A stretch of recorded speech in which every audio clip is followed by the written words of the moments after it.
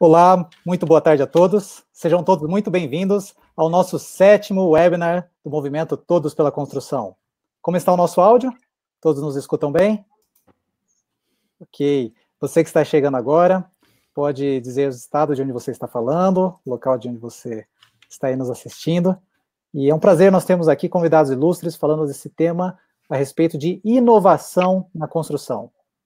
Essa é uma iniciativa do Todos pela Construção, iniciativa da Eto Soluções, da Construliga, do Sebrae Nacional, da ABCP SNIC e da ConstruLearning, uma joint entre a Construliga e a Eto Soluções que nasceu nesse movimento. Eu sou Davidson Deana e quero convidar aqui, apresentar os nossos convidados ilustres dessa noite. Primeiramente, Walter Frigieri, que será o nosso moderador.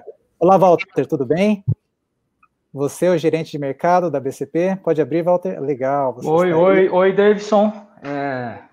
Muito boa tarde. Boa tarde, estamos felizes aí de ter um tema tão empolgante como o de hoje e com essa turma que está aqui nos acompanhando. Expectativa muito positiva. Muito obrigado, isso é muito bom. Teremos também aqui a presença do professor Vanderlei John. Olá, professor, como vai? Tudo bem? Pode abrir a câmera. Boa tarde, Diana, obrigado pelo convite. Vamos aí, estamos prontos para o debate. Muito bom, professor Vanderlei John, da Poli, USP, ele também é o coordenador do Embrapa, e justamente falando, especialista nesse tema de inovação, que trará para aqui para cá nossas experiências, né, trocar para a gente essas experiências. Também nosso convidado agora, Dani Spievac, da CEO da Vitacom, também o coordenador das operações da Vitacom. Olá, Dani, tudo bem? Como é que vai? Tudo bem, Davidson, Walter, todo o time. Prazer tê-los de novo aqui, encontrar grandes amigos. Muito boa tarde aí, viu? Muito obrigado pela sua presença. Então tá joia. Eu quero saber se nós estamos aqui no áudio com o Pereira, Antônio Pereira. Olá, Antônio, tudo bem? Está nos ouvindo? Antônio? Olá, Davidson. Boa tarde a todos. Ah, sim. Boa tarde a todos. Tudo bem, Pereira? Como é que vai? O Pereira quer informar, veja a questão de ter a garra aqui do Todos pela Construção. Muito obrigado, viu, Pereira? Teve o cabo cortado lá, rompidas as conexões, mas estará aqui no áudio conosco. Muito obrigado, viu, Pereira? Pereira, ele é engenheiro mecânico, né, Pereira? Também estará aqui pela ArcelorMittal. Ele é gerente de inovação e desenvolvimento de produtos na ArcelorMittal. Muito obrigado, viu, Pereira, pela sua presença aí também. É um prazer aí tê-lo conosco. Obrigado, Davidson. Boa tarde a todos. Boa tarde aí. E também agora temos a presença aqui iríamos ter a presença do senhor Paulo Alvim, e por um motivo de que foi chamado pelo nosso ministro, ele estará agora, nesse momento, sendo representado, né, nessa hora aqui, pelo senhor Eduardo Soriano. Olá, senhor Eduardo, como é que vai? Tudo bem? Boa tarde a todos estão escutando? Sim. Muito bem-vindo, agradecemos a sua presença. O Paulo pediu desculpas porque ele foi chamado, ele estava entrando na videoconferência, aqui já estava preparando a apresentação, alguma fala dele, e ele foi chamado do Palácio do Planalto, foi um andar acima ainda, né? E eu estou aqui para representar, eu sou diretor de tecnologias estruturantes do MCTI, que é o setor que pega toda a parte de energia, petróleo e gás, recursos minerais, transportes e combustíveis, e também a área de nanotecnologia, fotônica, indústria avançada e materiais avançados. Eu dirijo essas duas áreas e sou ligado direto ao secretário Paulo Alvim. Estamos aqui para contribuir com esse debate. Tenho certeza que será muito enriquecedor. Agradecemos a você e também a todos que estão participando aqui conosco. Mais uma vez, você que está entrando agora na sala, vários participantes novos aqui, sejam muito bem-vindos e desejamos a todos aí um brilhante webinar a respeito da inovação na construção. Walter, com você agora, você quer dirigir as palavras? Bom, boa tarde. Hoje, com nossos participantes aqui, nós vamos tentar dar uma dinâmica bem rápida para a gente aproveitar o máximo de cada um. Então, eu vou começar com o Dani. O Dani Vitacom. Então, Dani, você trabalha numa empresa... Está tendo microfonia. Ok. Dani, você trabalha numa empresa que trabalha muito inovação de produto, inovação de modelo de negócio, mas muito focado no comportamento do consumidor. Nós estamos aqui no meio de uma crise, tem muita discussão se vai mudar o nosso consumidor. Como é que a sua empresa está trabalhando esse ambiente agora incerto, né? E qual é a perspectiva aí para frente? Walter, deixa eu primeiro só fazer uma lembrança como é que é a Vitacom, quem é a Vitacom, para depois entrar aí no nosso modelo de negócio e como a gente está vendo os próximos passos aí, pós-vida diferente ao que nós estamos vivendo agora. A Vitacom é especializada em apartamentos compactos, acho que todo mundo conhece, a gente começou em 2009, vai fazer 11 anos, uma empresa muito jovem, muito nova, começou com uns 40 metros quadrados, na época o mercado chamava de kitnet, e a gente nunca acreditou nessa palavra, e foi mudando, chegamos a fazer os apartamentos de 30 metros quadrados, 20, 10 metros quadrados, e no ano passado fizemos até o de 2 metros quadrados, que são pods, que são locais para passar o tempo curtindo a experiência de morar dentro da cidade, e esse é o nosso grande propósito, reinventar o jeito de moradia das pessoas, e com isso a gente sempre embarcou com muita tecnologia, sempre focado no início, muita tecnologia de produto, de como transformar um apartamento com dimensões menores, com que realmente as pessoas precisam dentro do apartamento, e ter o prédio como apoio da sua área social. Então, a sala, a cozinha, quarto de empregados, escritório, ficava tudo numa área comum, sempre com foco no compartilhamento, no sharing e numa convivência harmônica entre as pessoas. E ao longo de todo esse processo que a Vitacom vem passando, a gente também, além de pensar na tecnologia de produto, a gente passou muito a cuidar de tecnologia de processo. E a gente foi bem testado nessa pandemia, vamos dizer, desde o começo de março, aí, que vários dos processos da Vitacom que já estavam em place foram realmente testados e, vamos dizer assim, validados. A gente já fazia a venda digital, a assinatura digital de contrato, a pouca presença do cliente nos estandes de venda, e a gente consegue fazer isso de uma forma cada vez diferente em relação ao mercado tradicional, ou seja, hoje o meu cliente, ao comprar um apartamento, ele recebe o apartamento, recebe a unidade dele, com quase tudo numa forma tecnológica. Então, ele faz a assinatura do contrato, ele acompanha o andamento dos negócios deles, da obra, dos processos. Até a vistoria hoje é feita virtual, digital, e assembleias, que a gente já faz há mais de 2 anos, todas as assembleias de implantação de condomínio, tudo de uma forma digital tecnológica. E isso é uma mudança muito forte, que vem de outros mercados, que a gente está trazendo para o mercado da construção civil, o mercado imobiliário. E por estar muito próximo com os nossos clientes, a gente, com essa coisa do virtual, você consegue falar com a pessoa, ele te procura a qualquer hora, ou seja, você não tem, como assim eu posso dizer, espaço para não atendê-lo. A gente começou a analisar os comportamentos dos nossos clientes em relação à convivência. E todos os produtos, mais ou menos há mais de 4 anos, que a gente desenvolve e desenha os novos produtos baseados no comportamento das pessoas. E a gente seguiu e acompanha essa migração dos comportamentos das pessoas, de querer apartamento grande, de ter o condomínio clube, de morar longe da cidade, para ter alguma coisa grande, para alguma coisa que foi adaptando para ficar do lado do seu trabalho, muito próximo da sua vida, muito próximo da família, muito próximo dos centros urbanos. E com isso a gente foi entendendo o que o consumidor final, o nosso investidor, o nosso cliente gosta de ter nas unidades dele. Então, toda essa parte de tecnologia e de comportamento a gente analisa muito forte, e as respostas que nós damos nos nossos produtos vêm do comportamento das pessoas. E considerando esse momento onde a gente realmente está conhecendo a nossa casa, a nossa moradia, muita coisa está surgindo de diferente, que eu tenho certeza que depois da pandemia, do isolamento, a gente vai ser outro mercado imobiliário. Acho que a Vitacom está estudando direto isso, a vanguarda, começamos a vender apartamentos, tivemos sucesso de fazer um lançamento de imóveis no dia 22 de março, e já vendemos quase 65%. Então, a gente está entendendo qual é a dinâmica das pessoas, o que as pessoas precisam dentro do apartamento. Isso tem a ver com inovação, parece meio errado, mas a gente precisa de tecnologia, a gente precisa de comunicação, e a gente começa a ver que as nossas capacidades e infraestrutura da cidade e dos prédios ainda estão deixando a desejar. exemplo do Pereira, acabou o cabo dele, ele não consegue, eu não consigo ver o rostinho dele hoje aqui. Mas é algo que a gente sente muito quando a gente volta para nossa casa e esse conceito de home office vai ficar. A gente vai ter o office home office, vai ser uma forma muito tênue a mudança dentro do seu escritório e onde você mora. Então, a Vitacom está analisando isso de uma forma muito forte. Muita coisa a gente viu que dá para melhorar, mas a gente entende que o caminho é sem volta da tecnologia embarcada nas nossas unidades e na forma de morar.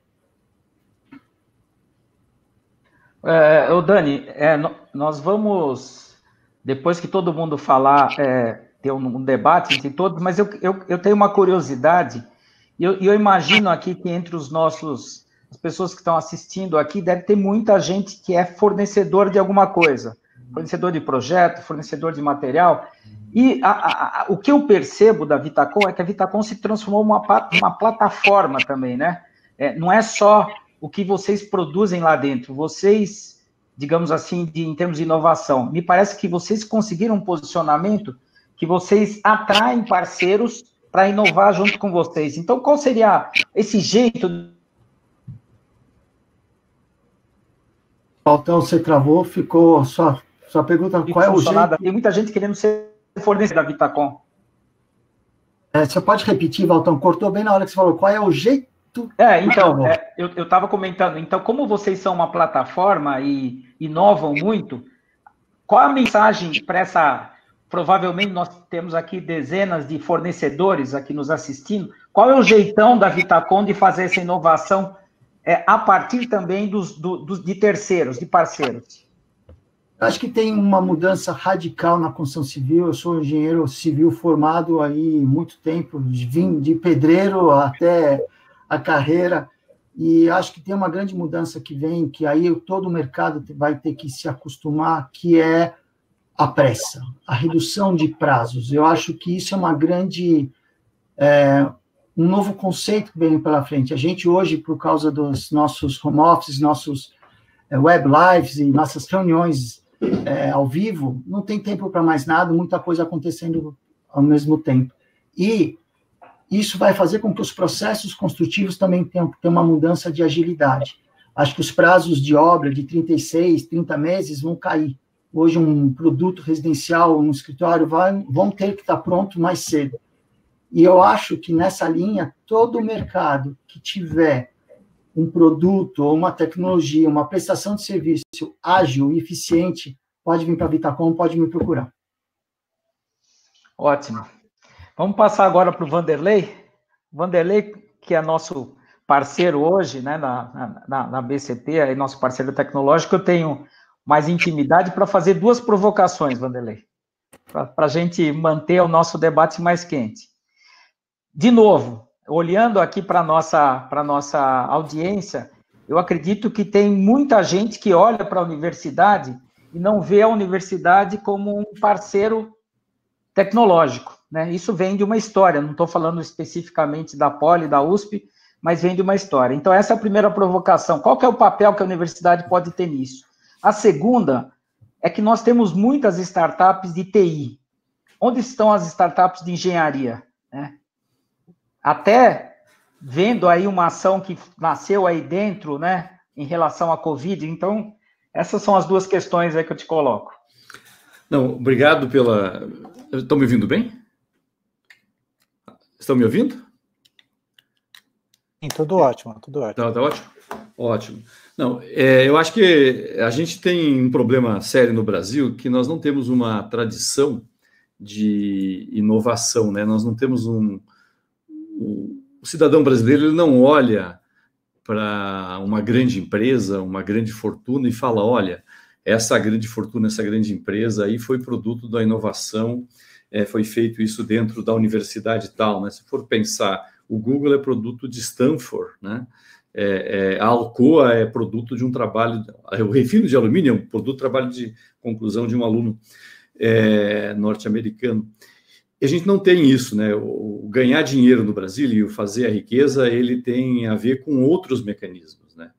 Aliás, isso é comum ao Brasil e a todos os países pobres, só são ricos os países que inovam, né? São 87% da riqueza norte-americana, produto da inventividade, da capacidade da engenharia norte-americana de ter ideias e transformar essas ideias em produtos e produtos que o mundo quer, né? Eu acho que hoje isso começa a mudar, depois eu vou falar um pouquinho do que a gente está vivendo lá aqui na Poli, né? Mas eu acho que, de fato, a gente tem hoje a ênfase da inovação, tem sido a inovação em software, modelos de negócio, tudo isso é muito importante. Mas os desafios da construção, por que as inovações dão certo ou não dão certo? Dão certo porque elas entram no mercado e elas resolvem algum problema. E a construção, e o Brasil tem dois problemas que são difíceis de resolver só com software, né? Impossíveis.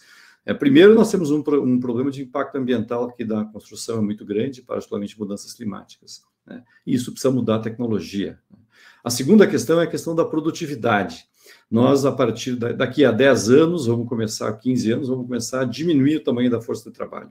Só tem uma forma de um país crescer diminuindo a força de trabalho, que é aumentar brutalmente a produtividade, que é uma coisa que não acontece. A construção brasileira tem uma produtividade de 1/5 da produtividade da construção dos Estados Unidos, e a construção dos Estados Unidos é o setor menos produtivo da economia norte-americana e é uma produtividade que não cresce, né? Então, todo mundo sabe disso. E isso aqui nós não vamos resolver com BIM, com software, nós vamos resolver com tecnologia, inclusive software, inclusive BIM.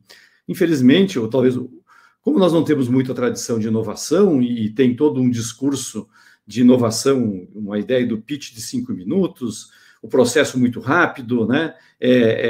Em 30 dias chegar no MVP, etc. Se criou uma cultura de inovação no Brasil que vem da área de software, né? E essa cultura de inovação, ela não funciona na área de hardware. Na área de hardware, você tem problemas industriais, você tem problemas de logística, você tem problemas de competitividade, PI e tudo mais, né? Então, aonde estão as coisas de hardware? As coisas de hardware precisam de laboratório, precisam de cientista, precisa de massa crítica, né? Quando o Vale do Silício tentou entrar em coisas duras, né? Eu não sei se vocês acompanharam a inovação, aquela empresa chamada Theranos, que ia revolucionar exames clínicos nos Estados Unidos. No prazo que o Venture Capital americano deu para o pessoal da Theranos, eles começaram a mentir para não perder o financiamento. E depois de 5 anos, eles não tinham absolutamente nada, a não ser uma mentira, e a mulher hoje deve ir para a cadeia, né? Então, nessa parte que nós precisamos fazer é um investimento duro, ele precisa de gente, laboratório e tudo mais. Isso tem notícias boas para dar, né? Existe dinheiro para financiar a inovação no Brasil, né? Existe dinheiro para financiar a inovação com dinheiro, subsídios públicos para a inovação, né?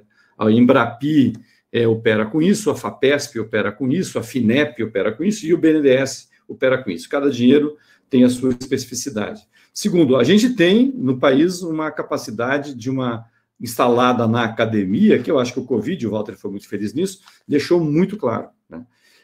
A quantidade de soluções que as universidades trouxeram, né, em curto espaço de tempo, mostra que, havendo organização e havendo motivação, nós conseguimos aportar resultados eficazes para a sociedade.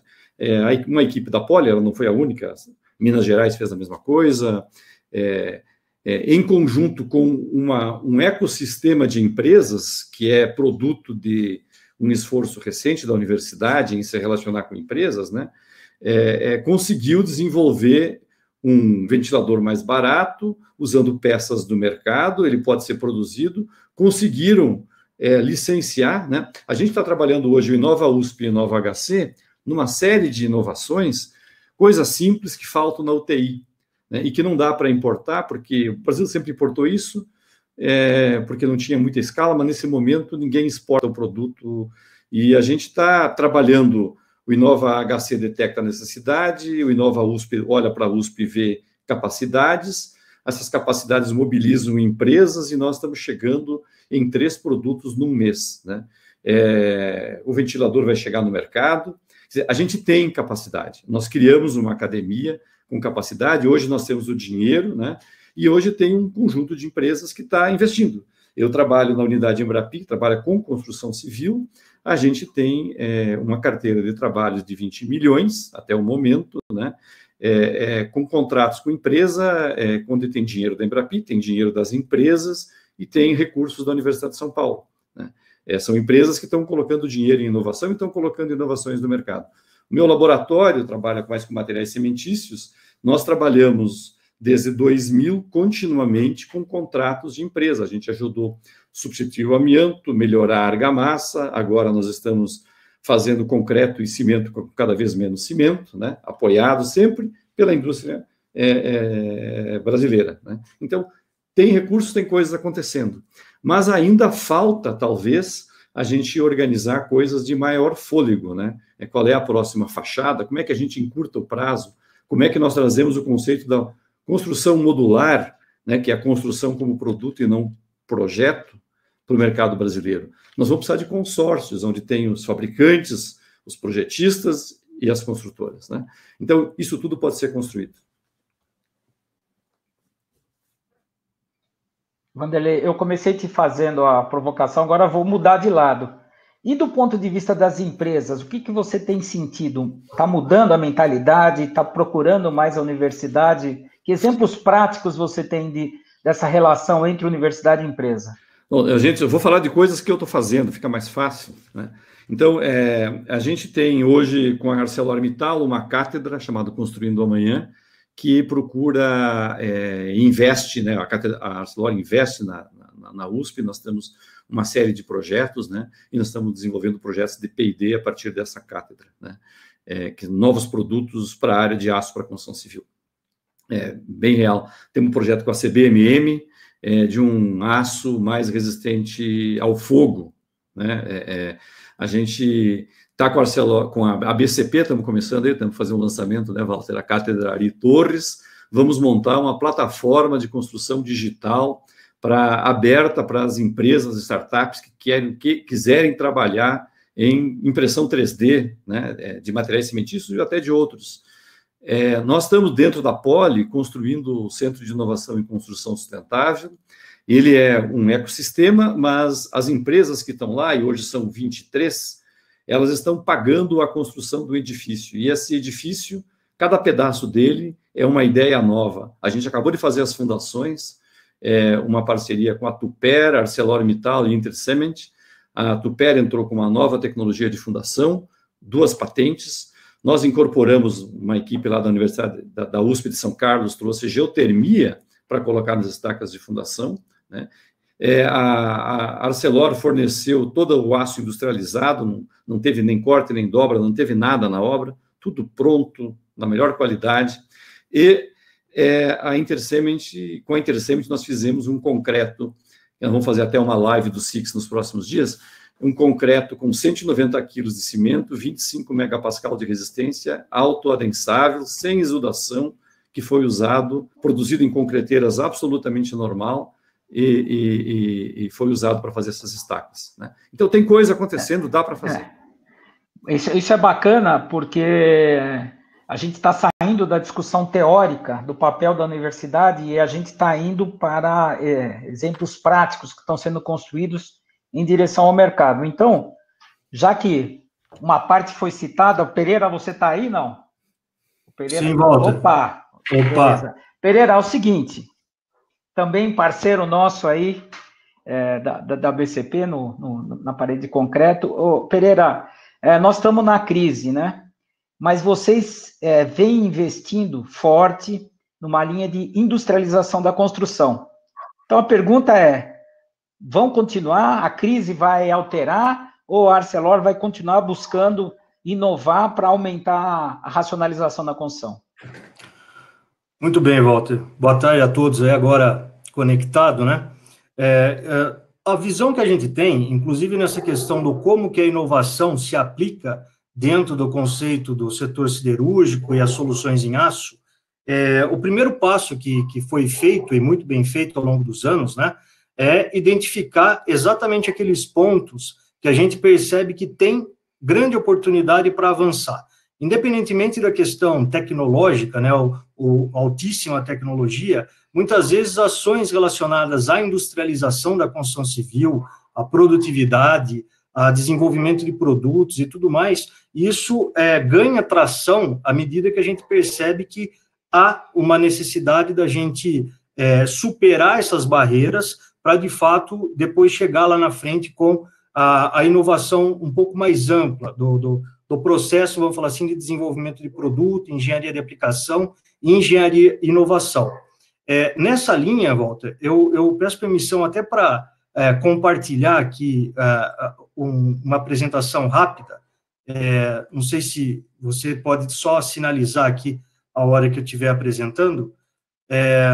Ok? Vocês conseguem acompanhar? Sim, tá ótimo. Perfeito. Então, nessa linha, como a gente falou, ao longo dos anos, a gente vê como é lento o processo de desenvolvimento do aço no setor da construção civil.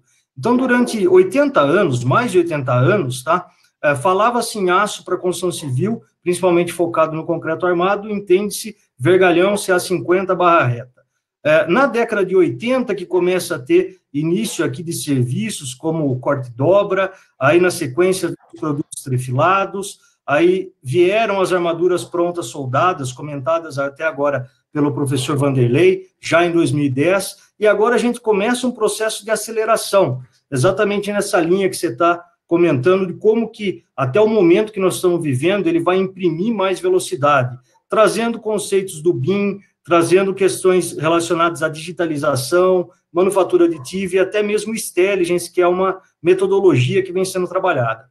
Na linha da engenharia e inovação, que é a startup nossa focada nesse processo, o objetivo é trabalhar essas soluções em aço para garantir eficiência na aplicação e, fundamentalmente, agregar valor. E isso vem para poder rebater esses pontos de atenção, esses fatores críticos de sucesso aqui, que é a baixa produtividade da construção, desperdício de materiais, qualificação de mão de obra, até mesmo a questão da resistência a mudanças, né? A gente sabe que nós estamos falando do mercado que, tradicionalmente, ele tem alguns aspectos que têm que ser trabalhados com relação a mudanças comportamentais, etc., e até mesmo a sustentabilidade no setor. Então, respondendo sua pergunta, é através desse ecossistema que hoje a gente tem mais de 1.400 pesquisadores da ArcelorMittal no mundo, tá? E aqui no Brasil também nós temos um centro de pesquisa focado nesse tipo de soluções de engenharia em vários setores, setor automotivo, mecânico e a construção civil está nesse pacote. Somado com a engenharia e inovação, o AssoLab, que é o nosso hub de inovação, e a cátedra, que também foi citada pelo professor, onde tem o SIX, que é o Centro de Inovação e Construção Sustentável, todos esses processos de desenvolvimento, inovação e tecnologia vêm sendo trabalhado de forma estruturada e, com certeza, agora a gente sente até mais segurança para poder desenvolver, porque a gente percebe que está no caminho certo. E nessa questão da produtividade, veja que nesse trabalho que foi feito junto com o Sinduscom, inclusive, a gente percebe ainda como é artesanal o processo da construção civil. E, às vezes, com ações simples, a gente pode tratar a inovação de forma coerente, que é exatamente trazer todo esse processo manual da construção civil para processos industrializados. 80%, mais ou menos, do tempo, hoje, de uma obra é tratado aqui como processo de pré-montagem, onde você pode tranquilamente levar isso para processo de industrialização. Além da questão de soluções que podem ser trabalhadas, e dessa forma a gente consegue simular várias aplicações, utilizando produtos, serviços e tecnologias diferenciadas, onde você faz análise comparativa, buscando fundamentalmente o ganho na aplicação. Então, essas iniciativas de inovação, elas trazem uma visão não só de produto, mas de produto mais serviço, que conceitualmente vai levar isso para, de fato, uma solução orientada para a engenharia e para a inovação. O BIM, como foi até comentado, durante muito tempo era um mistério para nós, né? Como que nós poderíamos utilizar o BIM nesse processo? Mas a digitalização ela vem sendo cada vez mais trabalhada dentro da engenharia e inovação, e a gente percebe aqui que com o recurso da própria questão de conceitos, de modularizar para poder ter um melhor adensamento, aqui um exemplo prático, né? Um caso onde você, modularizando, você consegue ganhos com soluções logísticas, questões relacionadas à rastreabilidade. Nesse QR Code aqui, a gente pode acessar exatamente todo o detalhamento que tem aqui nessa viga. Então, basicamente, são esses os pontos que a gente vem trabalhando nessa parte de digitalização da construção.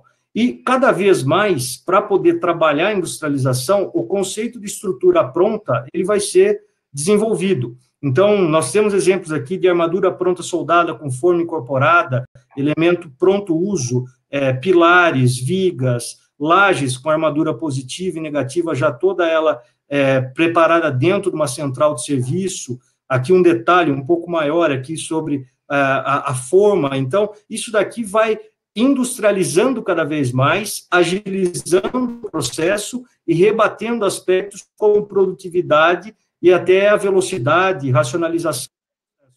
Aqui a gente tem um exemplo clássico, né? Um processo totalmente artesanal, um processo aqui onde tem o elemento pré-fabricado, pré-montado dentro de uma central, e nós estamos falando aqui de 60 vezes mais eficiente, 30 minutos contra 30 segundos. É o conceito da linha de montagem, Walter, é essa visão que a gente sempre tenta trazer isso para dentro da realidade do aço.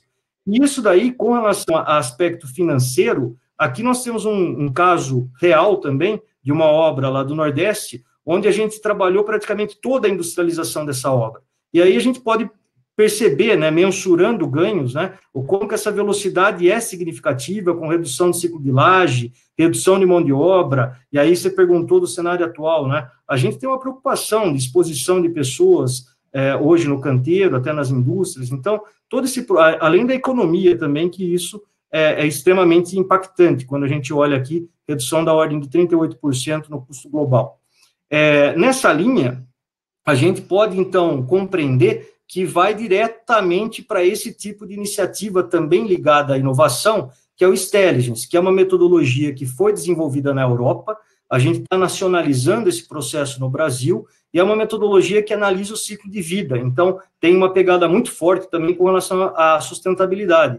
Então, trata-se fatores relacionados ao aspecto econômico, ambiental e social, e aqui um exemplo também real de um galpão industrial, que é um estudo que a gente fez e hoje já está em escala industrial, onde você analisa basicamente a opção base, né, que é o baseline, e você, através de soluções com produtos e serviços do portfólio, consegue maximizar os ganhos, né, tanto no aspecto de infraestrutura, superestrutura, fachada e tal, e nesse caso trouxe reduções nesses 3 ambientes, nessas 3 dimensões, como é o caso aqui de redução da ordem de 11% dos custos da construção, até 3% do consumo energético. Aqui tem uma visão ambiental com redução de 100 toneladas de emissão de CO2, 11% dos impactos ambientais, certificação LEED, uma pontuação extremamente significativa em função dos tipos de soluções utilizadas, e a gente tem aí depois mais informações, como aqui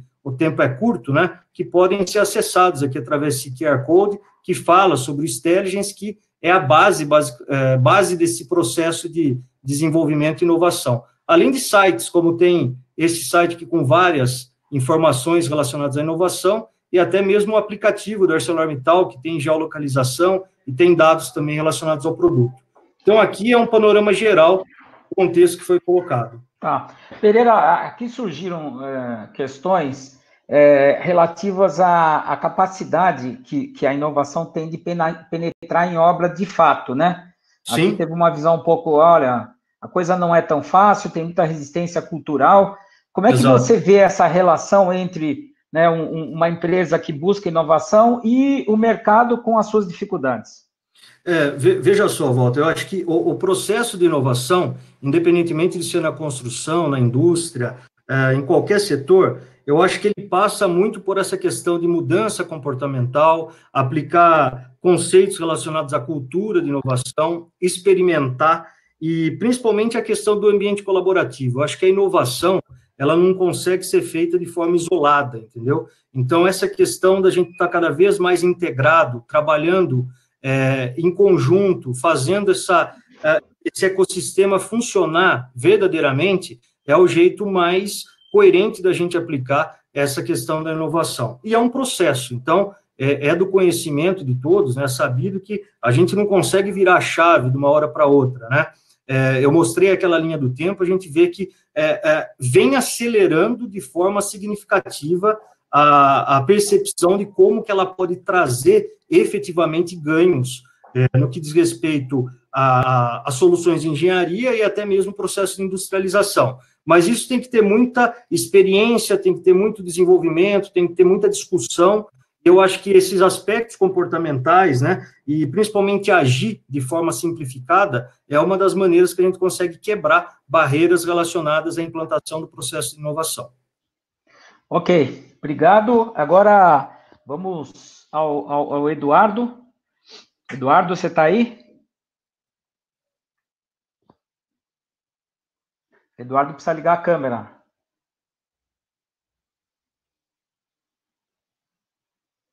Opa, oi, Eduardo.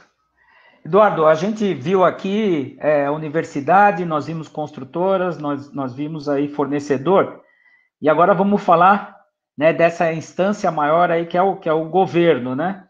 E a construção civil, ela não é uma cadeia simples, né? A gente pode dizer que a gente começa lá na mineração, né? Ainda mais nós no cimento, a gente começa lá na mineração e a gente chega não só a prédios, mas à construção de cidades, né?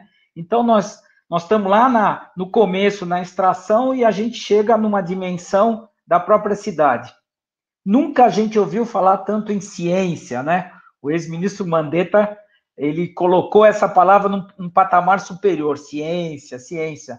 E aqui nós estamos falando de inovação. Então, o que o governo, através aí da secretaria que você trabalha, o que o governo está fazendo nesse âmbito aqui?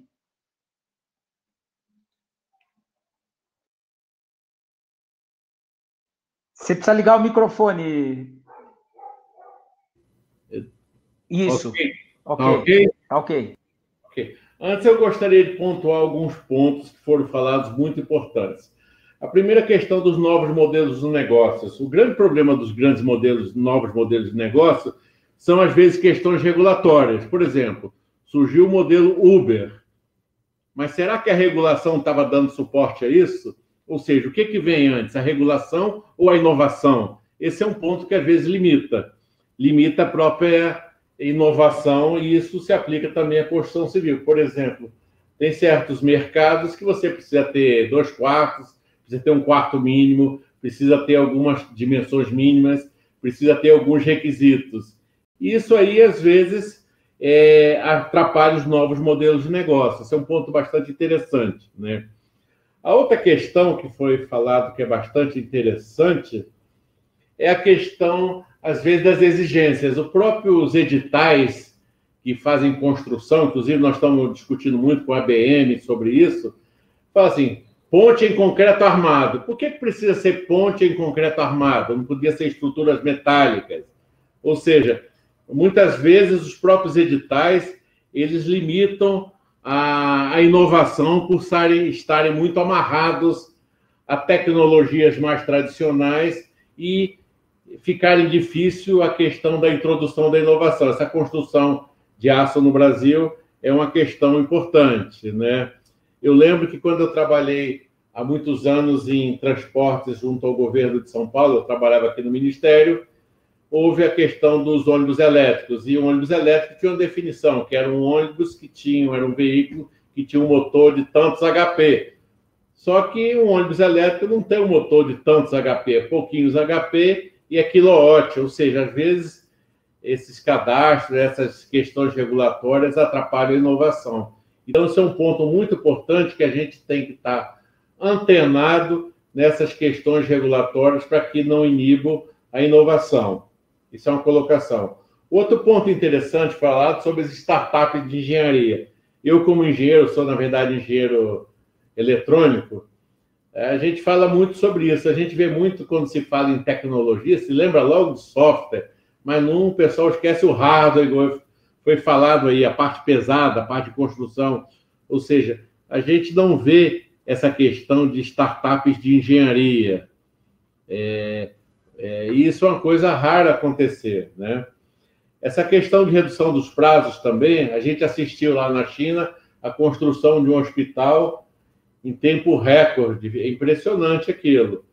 E isso se deve à construção modular, se deve a novos materiais, e isso o Ministério em relação aos novos materiais, está investindo muito. Nós estamos em planejamento uma nova política, uma política de ciência e tecnologia em materiais avançados. Isso envolve um conjunto de materiais, e o mais famoso hoje em dia é o grafeno, que se fala, tem muita aplicação de grafeno na área de construção civil, na área de concreto, etc. Eu vi trabalhos interessantes na Universidade Federal de Minas Gerais, bastante interessantes. Ou seja, esses novos, a questão do nióbio, a aplicação de nióbio em vigas metálicas, em estruturas metálicas que permitem reduzir o preço, reduzir o peso, desculpe, e aumentar a resistência. Tudo isso é adoção de tecnologias. Só que muitas vezes, a gente tem que cuidar para que essas novas inovações não tenham barreiras regulatórias, né? Esse é alguns pontos que eu queria só comentar. E essa introdução de tecnologia, hoje em dia, de energias renováveis integrada à edificação, isso é muito importante, integração das tecnologias de TI, e hoje em dia tem um novo tema, que é essa questão da segurança biológica, né? Ou seja, prédios mais saudáveis, isso é uma coisa importante. Hoje em dia está se discutindo muito descontaminação no país, ou seja, será que a gente vai precisar inserir essas questões de descontaminação nas edificações, de modo que quando alguns hospitais já entrem, eles já pensem nessa questão de biossegurança. Isso eu só estou pontuando algumas coisas assim do que foi falado aí até agora. Em termos de Ministério da Ciência e Tecnologia, eu trabalho na Secretaria de Empreendedorismo e Inovação, onde todo o marco legal da inovação ele é construído nessa secretaria. Então, está se tentando evoluir o marco da inovação, simplificação, promoção de parcerias público-privada, novos mecanismos, a questão de encomendas tecnológicas, ou seja, um conjunto novo de mecanismos, instrumentos à disposição da inovação, principalmente facilitar o acesso à inovação. E outra coisa importante é a questão dos ambientes de inovação, ou seja, é um investimento também importante, os parques tecnológicos, as incubadoras, as aceleradoras, o Ministério está discutindo muito a questão das startups. O que é uma startup? Startup é uma empresa comum ou não é uma empresa comum? Ou seja, nós estamos tentando trabalhar nesse aspecto, digamos assim, regulatório da ciência e tecnologia, para que a ciência chegue à ponta. Ou seja, o Brasil tem muita tradição de ciência, um pouco menor de tecnologia, um pouco menor de inovação, então a gente precisa aumentar a inovação. E a inovação é quando esses conhecimentos da academia chegam aos produtos e processos, entendeu? E serviços. Agora, é muito importante essa parceria e entender que a inovação ocorre na empresa, ou seja, existe uma série de arcabouços legais que permitem redução de impostos, utilização de impostos, como, por exemplo, tem a lei de informática, tem a lei do bem, que permite que qualquer empresa que tenha lucro real aplique ciência e tecnologia e tenha uma redução, use uma parte dos impostos a serem pagos. Ou seja, o que o Ministério está tentando criar é uma ambiência e botar ciência e tecnologia na pauta. Essa questão do Covid está mostrando muito isso. Não adianta a gente construir hospital, construir infraestrutura, fazer descontaminação. As soluções para descontaminação, por exemplo, é um item que nós estamos trabalhando, passa por ciência e tecnologia. Do combate ao vírus, passa por ciência e tecnologia. Das novas vacinas, passa por ciência e tecnologia. E eu não acho diferente que a construção civil passe por ciência e tecnologia, novos materiais, redução dos resíduos da construção. Ou seja, o que o Ministério está trabalhando hoje é tentando criar toda essa ambiência de facilidades para isso. E o ministro Marcos Pontes aqui tem colocado muito isso, ou seja, temos que botar a ciência na rua. Ciência e tecnologia tem que estar na boca do povo, dos jovens, tem que estar no ensino médio, no ensino, nas empresas. As empresas têm que achar importante a ciência e tecnologia, porque o único jeito de agregar valor é que a gente crie novas funcionalidades aos produtos, aos processos. Ou seja, não adianta a gente exportar toneladas, a gente tem que importar toneladas a $1 a tonelada, a gente tem que exportar quilos a dezenas de dólares, é isso que agrega valor. E isso temos muita oportunidade na construção civil. Eu só fiz um apanhado genérico, assim, eu não quis falar de instrumentos específicos, mas se vocês quiserem falar sobre instrumentos específicos, nós podemos pontuar. Obrigado. Uma pergunta só, uma curiosidade, quer dizer, está se discutindo muito aí no pós-Covid o papel de cada país, né? O papel de cada indústria, de cada processo que cada país, porque está se redesenhando, na verdade está tendo um redesenho mundial aí das cadeias, das tais cadeias produtivas.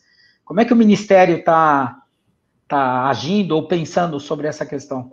Isso daí é um dos pontos interessantes, porque nessa política de produzir mais barato, produzir em maior quantidade, a gente, digamos assim, entre aspas, elegeu, de certo modo, a China como a fábrica do mundo. E isso se mostrou uma decisão de alto risco. Ou seja, a gente depender de tudo, de peças e partes da China, é uma coisa complexa. Então, o que vai acontecer? No pós-Covid, provavelmente vai aumentar essas cadeias nacionais, a produção nacional deve aumentar, devemos produzir partes e peças. Nós temos uma oportunidade interessante, isso é uma opinião particular minha, do Eduardo Soriano aqui, como cidadão, que nós podemos ser a second source ou a third source de produtos no mundo inteiro. Por exemplo, quando a gente se reuniu para fazer respiradores, vocês viram aí que um conjunto de empresas estão produzindo respiradores com todas as peças nacionais. Agora, precisa ter políticas públicas que incentivem a valorização do produto nacional. Não é reserva de mercado, longe disso. Nós temos que incentivar, de certo modo, o conteúdo nacional com competitividade. Ou seja, quando a gente vê os tigres asiáticos, por exemplo, eles tinham políticas assim, mas eles tinham que exportar também. Então, quando você exporta, você tem que aumentar a competitividade. Então, nós temos que valorizar, nós temos muitos recursos naturais, nós temos que agregar, não só vender os produtos in natura, por exemplo, ferro, digamos assim, e outros minerais, mas temos que vender vigas, temos que vender ligas, temos que vender as chapas, temos que vender já alguns semi-acabados, e isso é importante, e isso vai haver uma valorização. Eu gostaria de não adiantar muito isso aí, porque nós estamos preparando algumas coisas, mas nós estamos tentando valorizar a cadeia de produtos nacionais. Inclusive, o ministro Marcos Pontes já adiantou vários editais aí, está saindo editais de subvenção econômica, bastante, para que a gente incentive empresas e startups do Brasil a começarem a se diferenciar por terem produtos e processos e serviços com tecnologia. Isso é de uma forma geral. Agora, está sendo criado vários mecanismos, o Ministério foi estruturado de uma forma que tem uma parte que cuida mais da ciência, para os TRLs, ou seja, outra parte tentando o empreendedorismo e inovação, a outra tentando botar os produtos na rua, entendeu? Então, o Ministério está trabalhando isso, e isso com suas unidades de pesquisa e com vários programas. O Embrapi surgiu aqui na nossa secretaria e é um sucesso, ou seja, o Embrapi é um tipo de programa, é um tipo de instituição que atende a empresa, onde o Ministério, o governo põe 1/3, o ICT põe 1/3 e a empresa põe 1/3. Ou seja, ele tem um fast track, ele atende os prazos da empresa, que são muito curtos. Por exemplo, a maioria dos projetos da Embrapi são fechados, o professor pode falar da USP um pouco sobre isso. Eu não lembro se é da USP, é da USP. É da USP. É um pouco sobre isso, os processos são fechados em 30, 60 dias, e isso está funcionando mesmo. E o foco é empresa, é produto, TRLs mais altos, para botar esses produtos no mercado. Não adianta a gente produzir tecnologia, papers, nós temos que produzir, além de produzir, eu tenho uma piada que eu sempre falo, além de produzir, publicar na Nature, eu quero publicar no Wall Street Journal, eu quero publicar nos jornais de negócios, é isso também, muito importante. Sem dúvida. Eu convidaria agora a todos aqui a se juntar a nós, porque cada pergunta aqui que eu vou fazer, eventualmente alguém que quiser levantar a mão e também participar da resposta, então eu vou começar com o Dani. Dani, tem duas naturezas aí de questões que estão surgindo. Uma é especificamente, a Vitacom, ela sempre foi conhecida por modelo de negócio, né? Nós estamos num mundo pós-Covid que tem mudanças.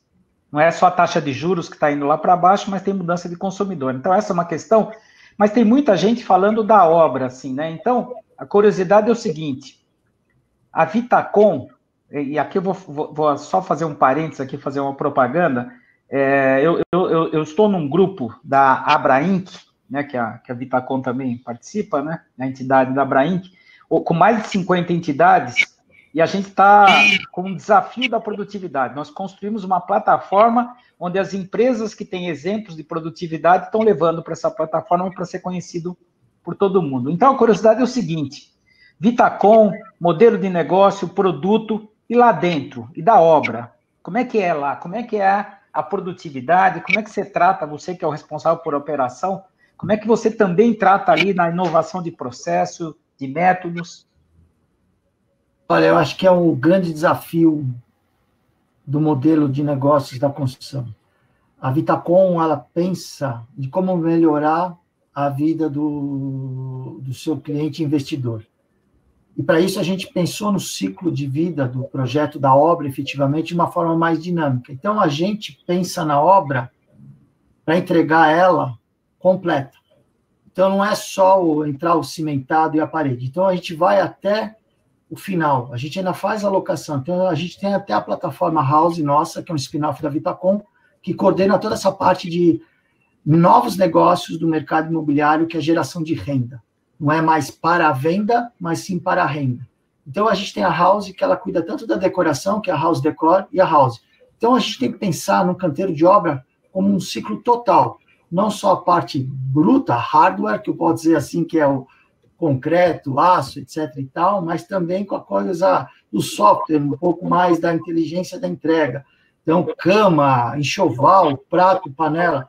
E a gente tem que pensar nisso de uma forma orgânica dentro da obra. E o nosso foco dentro da coordenação dos nossos processos é como botar isso na cabeça da engenharia, do gerente de obra, de quem está lá dentro, de qual é o propósito deles. Eu acho que esse é o maior desafio nosso, que é a tecnologia, é fazer com que as pessoas entendam que estão trabalhando dentro de uma construção, dentro de uma obra, qual é o propósito deles. Não é só terminar o concreto. É assim como terminar esse concreto, onde vai entrar um piso, onde vai entrar uma cama e uma pessoa vai ser feliz. E esse é o maior desafio que tem feito com que os processos tem focado no resultado. O resultado é aquele resultado que as pessoas conseguem mensurar, que é a felicidade de ter um apartamento perfeito, uma unidade pronta, completa e com baixíssima nível de problema. Então, esse é o maior desafio dos canteiros de obra hoje da Vitacom, é como treinar as pessoas com um propósito único. Desde como entender o cliente. Um ciclo, a gente não pode esquecer, o ciclo de comprar um apartamento e entregar são 3 anos. É muito tempo. E, às vezes, o cliente ele compra uma coisa há 3 anos e muita coisa na vida dele muda. Quando ele vai receber ou vai ter esse produto pronto, ele mudou os propósitos, os diferenciais, os objetivos dele.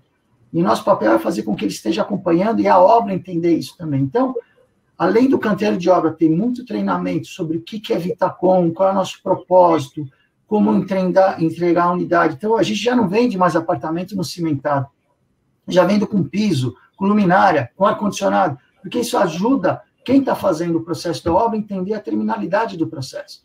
Um piso mal acabado, não adianta, tem que estar com um piso pronto, nivelado, perfeito, porque isso faz com que as coisas entendam o propósito final da entrega. Então, o maior desafio hoje da Vitacom, porque ela tem a consultora e também trabalha com outras empresas, é como treinar as pessoas pelo propósito único da inovação, vamos dizer assim, do produto final. Cada um entender que seu pedacinho de obra faz parte de um conjunto muito maior do que só aquele pedacinho que ele fez.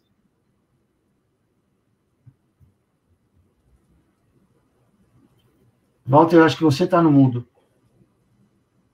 Esqueci. Obrigado, Dani, pela resposta.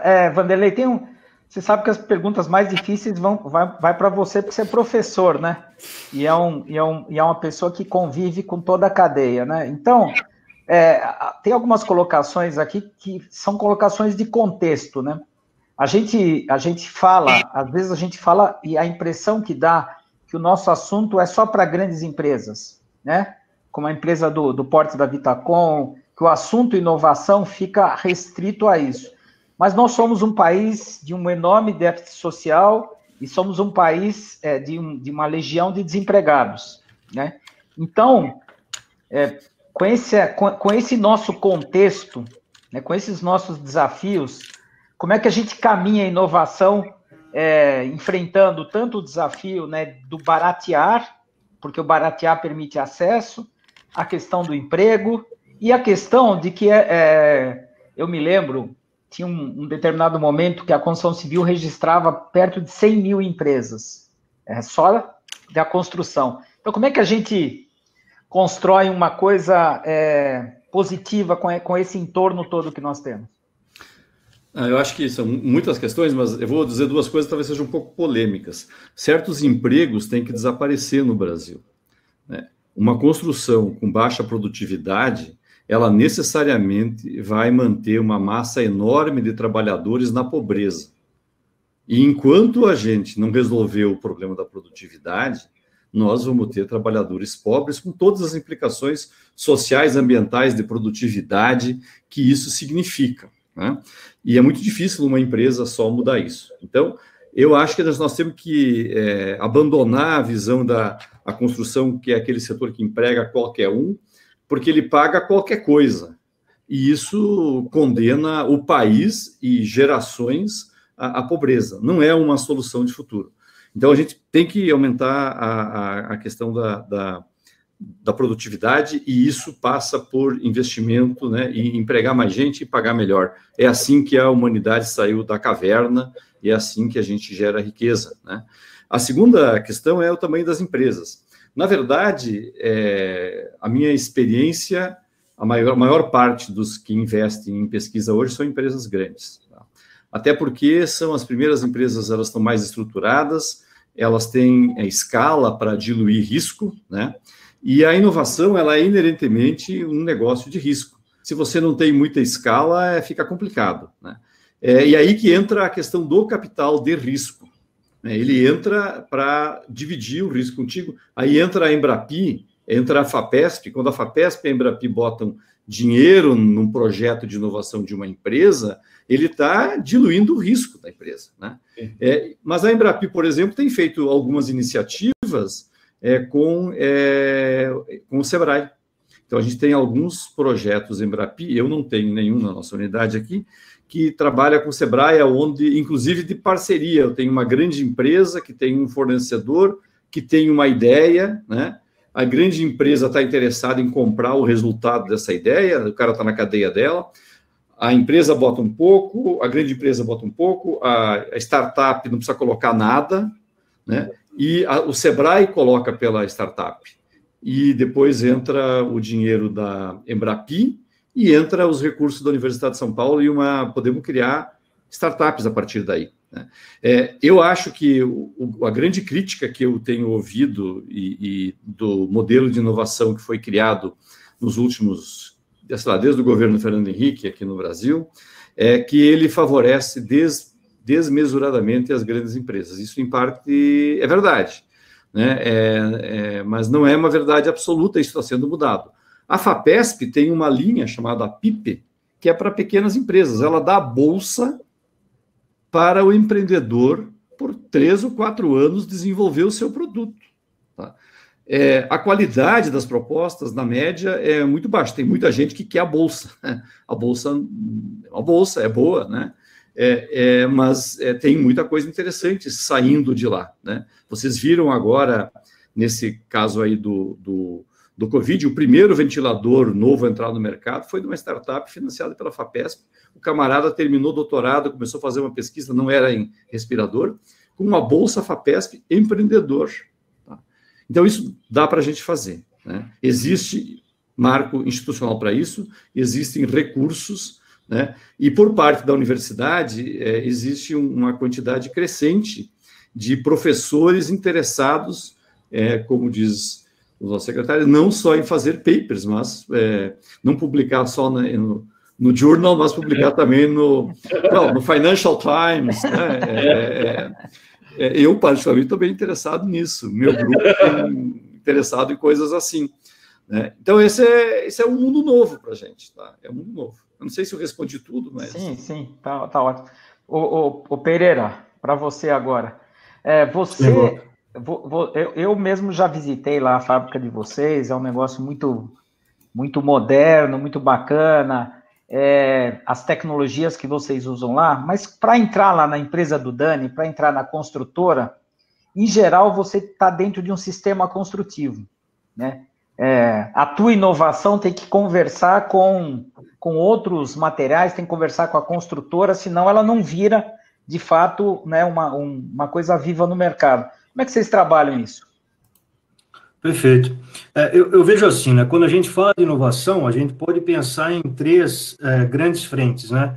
Você tem aquela engenharia focada no produto, que daí, como você falou, você tem que ter muita consciência da aplicação, qual que é o desempenho desejado, qual que é a melhoria em termos de característica de produto. Você tem também uma outra frente, que é a engenharia de aplicação. E essa, sim, eu acho que ela conversa muito bem com a engenharia de produto, entendeu? Então, não tem como fazer nenhum tipo de desconexão, né, ou desassociar esse processo de fazer uma boa engenharia de produto a partir de uma boa engenharia de aplicação. Então, seja na indústria da construção civil, no segmento de construtora industrial, infraestrutura, setor imobiliário, eu acho que a questão da aplicação, ela está cada vez mais presente, mais viva dentro das empresas, porque o foco é exatamente o que você falou, Walter, a gente pensar o foco do cliente, entendeu? É pensar naquela aplicação, naquela necessidade, e aí você começa a trabalhar mais a customização da inovação, né? Algumas ações de inovação, evidentemente, que você consegue puxar isso para poder atender uma tendência de mercado, alguma movimentação global que está acontecendo, que são situações mais amplas, né? Mas dentro de um processo de fazer uma boa engenharia de aplicação, é através dessas análises aí, com um certo grau de profundidade, que você consegue desenvolver uma boa inovação e uma boa engenharia de produto, tá? Então, tem muito essa questão do trabalho de campo. Não adianta ficar dentro da siderúrgica querendo desenvolver a melhor liga do mundo se você não entender efetivamente as dores lá da ponta, né, do downstream, né? Walter. Oi.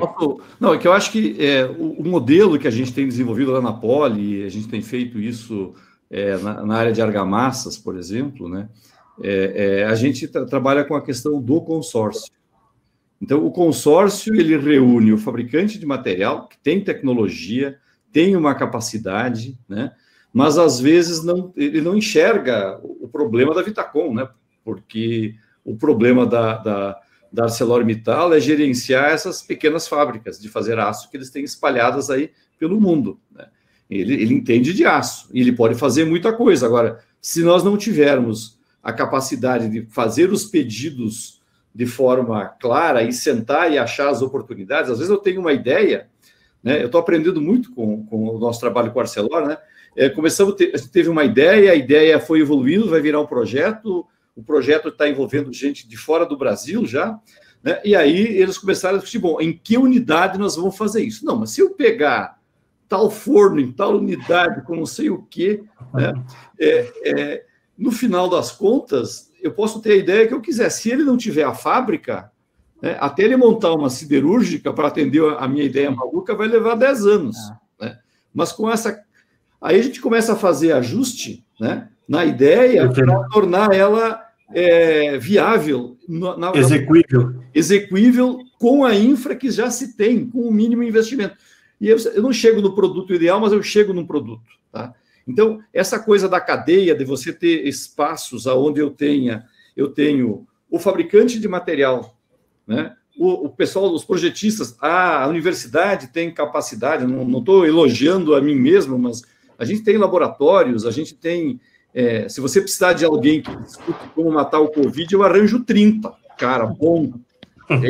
Né? A gente estava discutindo um problema de Covid aí e você consegue mobilizar.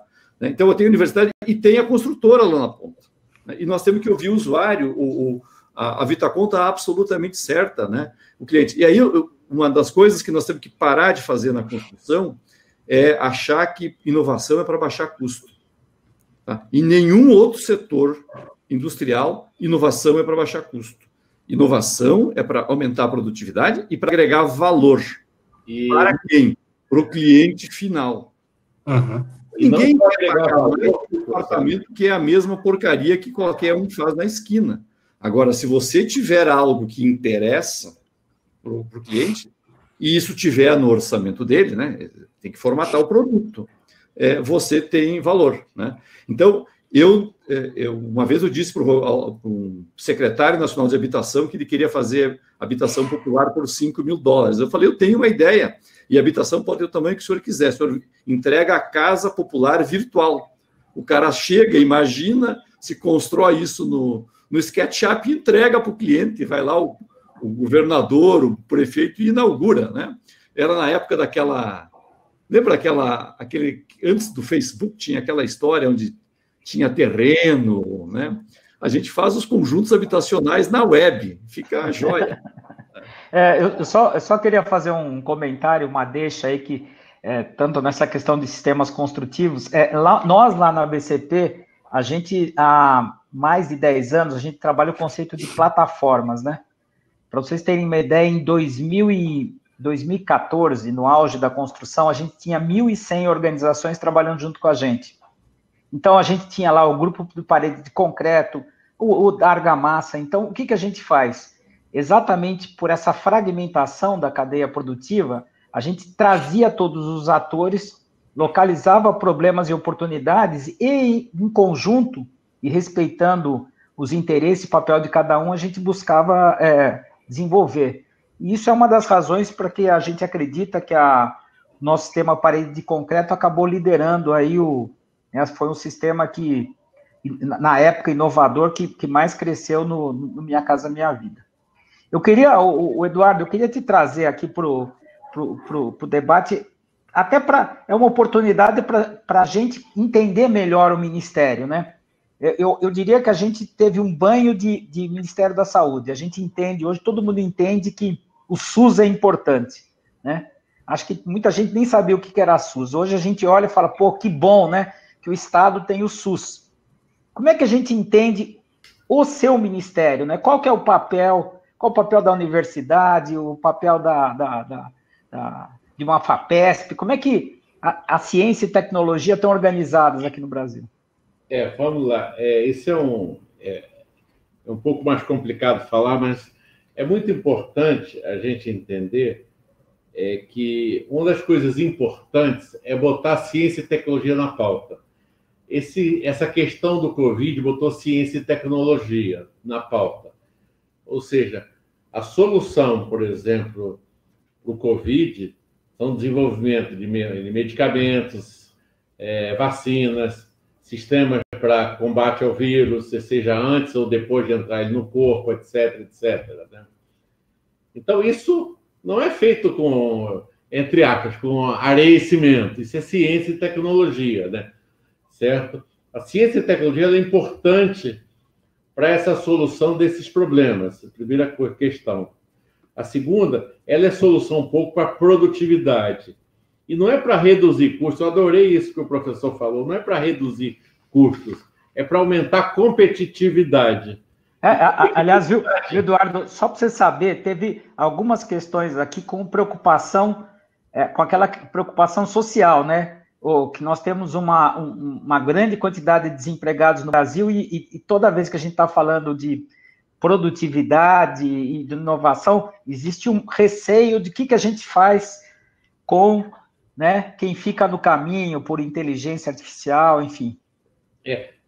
Na verdade é o seguinte, você agregar, igual eu falei, novas funcionalidades, por exemplo, hoje em dia, inteligência artificial, por exemplo, é um dos focos do Ministério hoje em dia.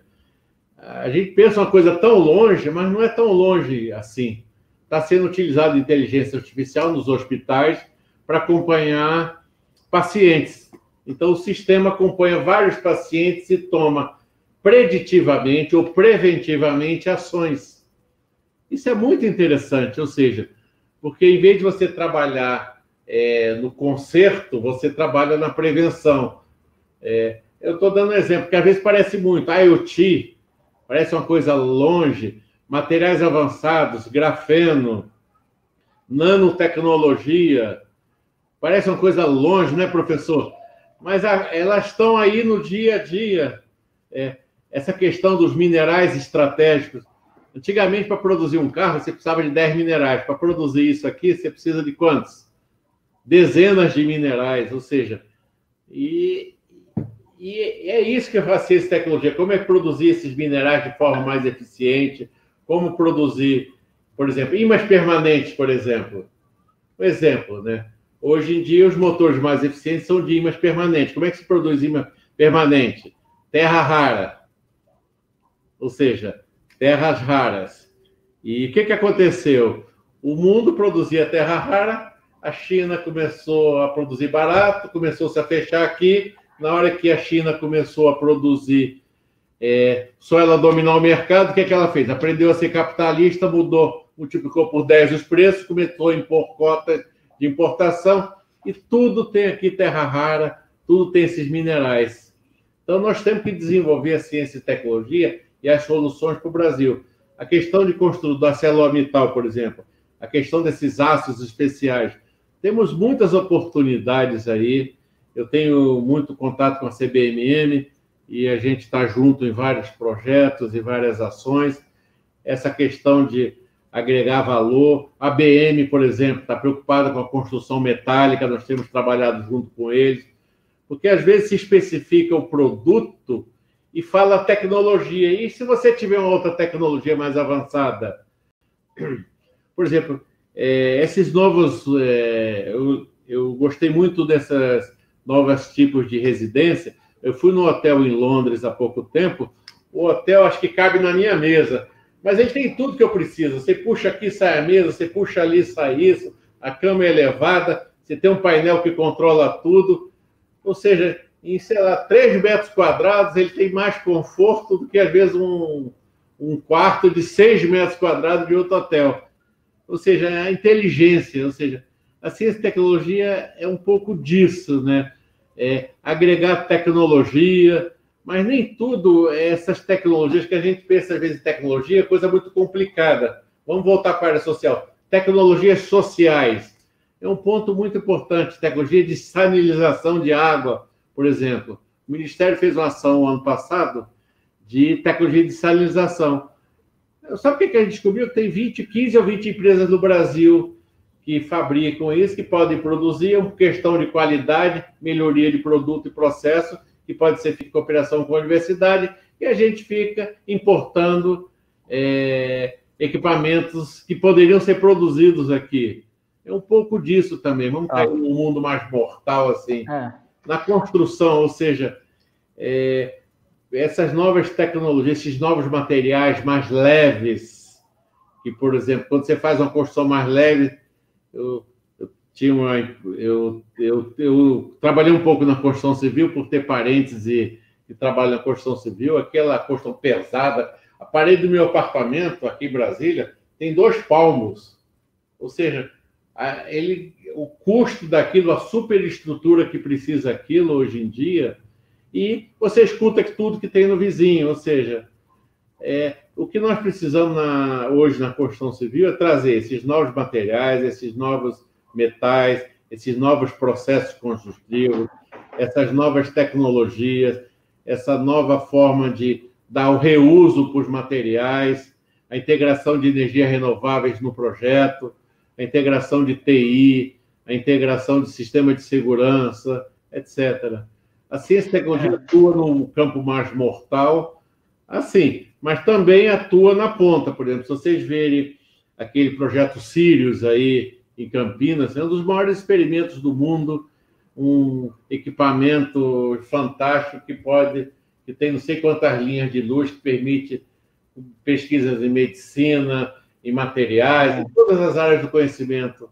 Então, a gente também quer trabalhar nesse dia a dia da ciência. E o ministro Marcos Pontes tem feito muito isso no sentido de popularizar a ciência, botar a ciência na TV todo dia, fazendo essas lives. Isso é muito importante. Os jovens, começar a movimentar os jovens para a ciência e tecnologia. Isso sem dúvida. Pessoal, nós estamos aqui já ultrapassando, mas eu quero fazer uma última rodada pinga-fogo, 1 minuto para cada um. Qual é a mensagem? Nós estamos aqui ainda com 223 pessoas que continuam com a gente até esse momento.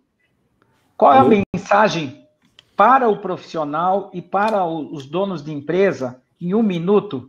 Qual a mensagem? Porque nós não vamos viver num país fácil, mas, ao mesmo tempo, é um país cheio de oportunidades. Qual seria a mensagem final aí de cada um aí, olhando para os nossos, para a turma que está nos vendo agora? Quem começa? Vocês estão agora... Eu posso começar, então. Eu vou dar... 1 minuto para cada um, hein? Ciência e tecnologia não é gasto, é investimento. Esse é o primeiro ponto. Ciência e tecnologia nem sempre é uma coisa complicada. Às vezes, pequenas melhorias são importantes e diferenciam no mercado. Ciência e tecnologia não significa complicar as coisas, significa dar competitividade, dar novas funcionalidades. E ciência e tecnologia tem que estar no dia a dia da sociedade. É isso aqui, a mensagem. Excelente, Eduardo, excelente. Vamos lá, Dani. Microfone, põe o som. Põe som, Dani. Tá quietinho aqui. Eu acho que grandes momentos da história do mundo e que a gente está vivendo agora transforma as pessoas de uma forma radical. Para o bem, é isso que eu estou pensando. E a gente vai sair muito diferente, com um novo sistema de pensar, um novo comportamento de todo mundo, das famílias, dos executivos e das relações. Acho que a gente tem uma grande oportunidade de fazer tudo melhor. A gente viu muitas coisas erradas até hoje e estamos sentindo essas coisas erradas, independente do caráter que eu estou dizendo, um caráter como um todo. A gente tem uma grande oportunidade de fazer melhor, focar em resultado, focar no bem-estar, na qualidade de vida. E qualidade de vida de uma forma muito mais ampla do que só o trabalho e família. Viver melhor, ser mais feliz, e esse é um grande propósito da Vitacom. A gente trabalha feliz, e isso tem que ser uma regra daqui para frente. A gente tem que valorizar muito a vida, dar valor a todo mundo que a gente precisa, e esse é o grande momento da transformação, e com certeza da inovação. Tem um campo gigantesco para a gente fazer tudo que a gente sempre quis, e essa agora é a hora de fazer. Vanderlei. Eu acho que os empresários, e todos nós temos que perceber que dá para ganhar dinheiro no Brasil fazendo o que nós sempre fizemos. Mas não é isso que tirou a humanidade das cavernas, né? E não é isso que vai tirar o Brasil da pobreza, e não é isso que vai resolver os nossos problemas ambientais, né? Não é isso que vai tornar o Brasil um país do futuro, né? Eu acho que as empresas e os profissionais, eles podem fazer uma escolha, continuar ganhando dinheiro do jeito que eles sempre ganharam, né? E talvez, mas eles têm uma opção, depende de cada um, né?